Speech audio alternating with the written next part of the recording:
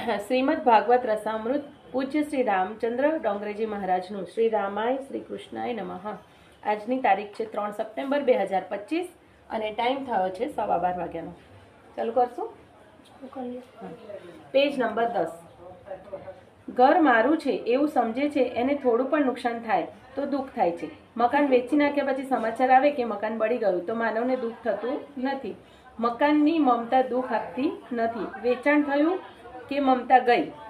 એને મમતા પૈસામાં હતી. પૈસા બેંકમાં અને બેંક ડૂબી ગઈ તો દુઃખ થશે.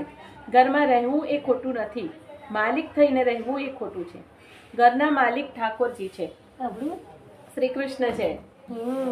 ઘર મારું છે, પપ્પાનું છે એવું નહીં. ઘર ભગવાનનું છે અને ઘરને સરસ રાખવાનું, કારણ કે એ ઠાકોરજીનું ઘર છે. એ ભાઈ છે ને બહાર જોબ કરતા હતા અને ઘરે આવીને જોયું ને તો આખું ઘર ફળફળ પડે તો એવા રડવા લાગે હવેલી જેવું ઘર બનાવી હતું. તો એમનો દીકરો આવીને જોડે એમ કે તમે રડો છો કે આપણે ઘર વેચી દીધું અઠવાડિયા પહેલા. પછી રડતા બંધ થઈ ગયા એકદમ. બધા નવે લાગી કાને એવું શું કરવા કીધું કે આપણે બિલકુલ રડવાનું બંધ થઈ ગયા. પછી થોડી વાર સુધી રહ્યું, એમનો બીજો દીકરો આવ્યો તો કે હે પપ્પા તો હશે છે. એ કાનમાં જઈને કીધું કે ઘરનો સોદો થઈ ગયો તે વાત બરાબર, પણ સોદાના હજી કાગળિયા થયા નથી એટલે પાછું એ કામ બાકી રહ્યું છે. પાછું ધ્રુસકે રડવા ચાલુ તો કોઈ પબ્લિકને ખબર જ ના પડી કે ઘણી વાર રડે છે, ઘણી વાર હસે છે શું. જયારે એને કાગળિયાની વાત સાંભળી, પેલા સાંભળ્યું કે ઘર વેચાઈ ગયું, એને એમ કે મારું નથી એટલે હસવા લાગ્યા. કાગળિયા નથી સાંભળ્યું કે મારું છે, રડવા લાગ્યા. એટલે દુઃખ ક્યાં આવ્યું? મારું છે એ ભાવથી દુઃખ આવ્યું. ઘરના માલિક ઠાકોરજી છે, શ્રી કૃષ્ણ છે. પ્રભુએ કૃપા કરીને આ બધું આપ્યું છે. આ જીવ તો તનનો પણ માલિક નથી, તો ધનનો માલિક તો સી રીતે હોઈ શકે? એ તો હુકમ ખાય કે મકાન છોડવું જ પડે. આ જીવ તો તનનો પણ માલિક નથી, એ ધનનો માલિક થઈ શકે જ નહીં. પોતાનું માનું છે ને એટલે આકરું પડે. હા, શરીરમાં એવું જ છે ને. શરીરની જ વાત કરું. હા, આકરું પડે તો. જીવ એ લક્ષ્મી પુત્ર છે. લક્ષ્મીના પતિ તો નારાયણ છે. કેટલાક તો ભિખારીને ઓટલા પર બેસવા દેતા નથી. કહે છે મારો ઓટલો છે. છેલ્લા વરઘોડામાં છાતીએ બાંધીને લઈ જવાનો હશે. માનવને બોલવાનો પણ વિવેક નથી. કથા સાંભળે, સત્સંગ કરે તો વિવેક જાગે. આ ઘર ભગવાનનું છે, મારું કંઈ જ નથી. ઘરમાં સેવક થઈને રહીશ. જે કંઈ છે તે બધું ભગવાનનું છે. પ્રભુએ કૃપા કરીને આ મને આપ્યું છે. આ બધું ભગવાનનું છે એવું માનીને કૃષ્ણાર્પણ વૃત્તિથી વિવેકથી ભોગવો. કાલે અમે ગયા હતા ને રાધાકૃષ્ણ મંદિરમાં રવિવારે. એટલું ચોખ્ખું ને મંદિર, ખૂણે ખૂણો એકદમ નીટ એન્ડ ક્લીન. ભગવાન માને તો ચોખ્ખું થઈ જાય. અરે બહુ મસ્ત ચોખ્ખું. અને સેવકોય બહુ છે ત્યાં હરિકૃષ્ણ મંદિરમાં. હા, પ્રભુએ કૃપા કરીને મને આપ્યું છે. તમારો પ્રત્યેક વ્યવહાર ભક્તિમય બનાવો. ગોપીઓએ જગતને બતાવ્યું છે કે ઘરમાં રહીને પણ ભગવાનના દર્શન થઈ શકે છે. ગોપીઓને ઘરમાં પરમાત્માનો સાક્ષાત્કાર થયો છે. ઘરમાં રહેવું એ પાપ નથી, ઘરને મનમાં રાખવું એ પાપ છે. ઘરમાં રહેજો પણ વિવેકથી રહેજો. મારું અસલી ઘર જુદું છે એવું માનીને રહેજો. ઘરને પ્રભુનું મંદિર બનાવો. માલિક થઈને ઉપભોગ કરશો નહીં, સેવક થઈને ઉપયોગ કરજો. આ શરીરને વિવેકથી થોડુંક સુખ આપો, અતિ સુખ આપશો નહીં. આ શરીરને બહુ સુખ મળે તો તન અને મન બેય બગડે છે. શરીરને એટલું જ સુખ આપજો જે સુખ ભોગવતા ભગવાન ભૂલાય નહીં અને ભક્તિ થાય. ઘરમાં જે કંઈ છે તેના માલિક પરમાત્મા છે. ઘર મારું નથી, ઘર ભગવાનનું છે. આનો હિસાબ મારે એક દિવસ ભગવાનને આપવો જ પડશે. ભગવાનને હિસાબ આપવાનો પવિત્ર દિવસ એને જ મરણ કહે છે. બરાબર? એક દિવસ શું કરવું પડશે? હિસાબ આપવો પડશે. એને બી કેમ લાગે છે કે આપણે અત્યાર સુધી કામો જેવા કર્યા છે હિસાબ આપતા જીવન ચાલે. કોઈ શેઠ હોય એમના ઘર કોઈ મુનિમ રાખ્યો હોય હિસાબ કરાવ અને બહુ બધા ગોટાળા કર્યા હોય અને પછી જ્યારે શેઠ આવે હિસાબ માંગે ત્યારે ડર લાગે. જેનો હિસાબ ચોખ્ખો છે એનો તકલીફ નથી. એ તો તરત બતાવી દેજો. આ હિસાબમાં ગોટાળો હોય તો ગભરામણ થાય છે. સાધારણ માનવ એવો ઇન્કમટેક્સ ઓફિસરને હિસાબ આપવાનો હોય તો પણ મનુષ્ય ગભરાય છે. મંદિરમાં ઠાકોરજીને વંદન કરવા જાય છે અને કહે છે હે પ્રભુ, ચોપડા 2 જાતના રાખે છે, જરા ધ્યાન રાખજો. એક વર્ષનો હિસાબ આપતા આટલી ગભરામણ થાય છે તો આખા જીવનનો હિસાબ પરમાત્માને આપતી વખતે શ્રી દશા થશે. જેનો હિસાબ ચોખ્ખો છે તેને ગભરામણ થતી નથી, તેને અંધકાળમાં શાંતિ મળે છે. તેનું મન એમ વિચારે છે કે હું તો સારી જગ્યામાં જવાનું છું. માણસને મરતી વખતે ગભરામણ કેમ થાય છે? તેના હિસાબમાં ગોટાળો હોય છે. ભગવાન હિસાબ માગશે. ભગવાન શ્રીમાનને પૂછશે કે તું અન્નદાન કેમ નહોતો કરતો? પરંતુ ગરીબને પણ ભગવાન પૂછશે કે મેં તને આંખ આપી હતી, તે આંખથી તે શું કર્યું? મેં મન આપ્યું હતું, તેનાથી તે શું કર્યું?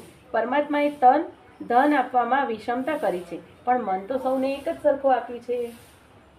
સાચું કહું? હા. મંદિર જઈને એટલે ભગવાન એવું કહે હા. તન તારું છે ને તારી જોડે રાખ. હા. તને તે કમાયું છે ને તારી જોડે રાખ. તો મન તો મારું આપેલું છે તો મને આપ. મને આપ. અને અમારા ગુરુદેવ તો બહુ કહે છે કે તમને એમ થાય ને કે તમે અન્નદાન નથી કરી શકતા, બરાબર, પણ તમે ભાવ તો કરી શકો છો ને કે આજ રોજ સવારે ઉઠીને 2000 ગરીબ માણસોને કે મસ્ત શીરો પૂરી ને રસ ને દાળ ભાત એ પ્રેમથી જમાડું છું. ભાવ તો કરો કે. તમે ભાવ કરવાની વાત કરો છો, ચલો એ તો અન્નદાનના ભાવ નથી. તમે નામ જપ કરીને આપો ને હા. એના જેવું મહાપુણ્ય તો એકેય નહીં. એ નથી આપી શકતો. શું કામ? સ્ટોકમાં નથી. હા, સ્ટોકમાં ના ક્યાંથી આપશો? સૌ પેલા સ્ટોક પર હોય ને. યસ, ખરેખર. હા. માટે વિવેકથી વ્યવહાર કરો. વિવેકથી વ્યવહાર કરવા અને ભક્તિ કરવા માટે ઇન્દ્રિયો આપી છે, પણ અંતકાળમાં જીવ ગભરાય છે. તેનું કારણ તેને બધા પાપ દેખાય છે. અંતકાળમાં જીવને પુણ્ય યાદ આવતું નથી. કોઈ માણસને પુણ્ય યાદ આવી જાય એટલું પણ યાદ આવી કે એકવાર હું દ્વારકા ગયો હતો. મેં દ્વારકાનાથના દર્શન બરાબર કર્યા હતા. મેં ભગવાનના ચરણોમાં તુલસીજી અર્પણ કર્યા હતા. તો એનો બેડો પાર થઈ જાય છે. પણ અંતકાળમાં પુણ્ય યાદ આવતું નથી, પાપ જ યાદ આવે છે.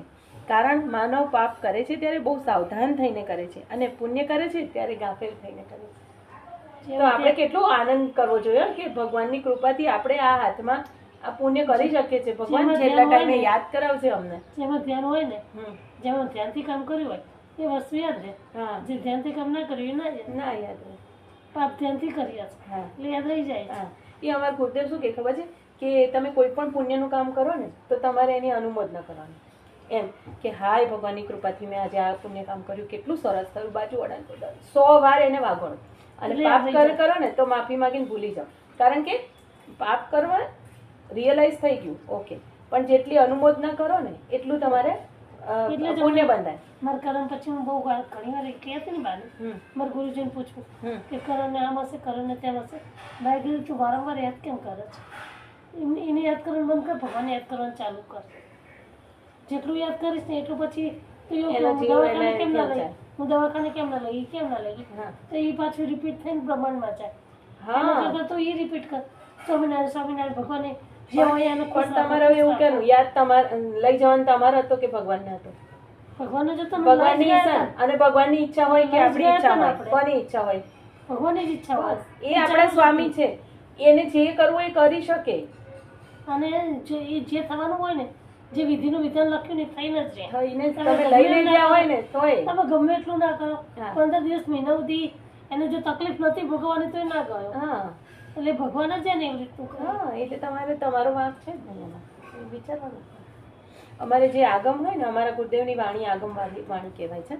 એટલે કેવી વાણી ખબર છે કે જે ભગવાને દેશના કરી છે ને એની એ જે કીધું ને એના શબ્દો એ પ્રમાણે. એટલે પુણ્યનું બંધી પુણ્ય, એટલે તમે પુણ્ય કરો અને પછી અનુમોદના કરો ને આ રીતે, તો તમારું પુણ્યનું બંધી પુણ્ય બંધાય.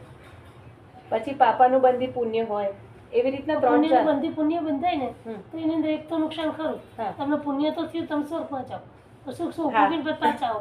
અમારા ધર્મમાં તો શું કે છે ખબર છે? પુણ્ય ને પાપે ના બાંધો, જે હોય આજે રાત પડે એટલે બધું ભગવાન અર્પણ કરીને જાઓ. એક્ઝેક્ટલી. એટલે શું તમારે કોઈ જાતા બનતા નથી. હા, હા. એટલે આમાં પણ એવું જ છે કે સ્વર્ગની ઈચ્છા નહીં કરવાની.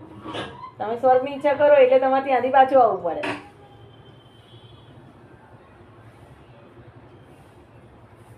ઓકે.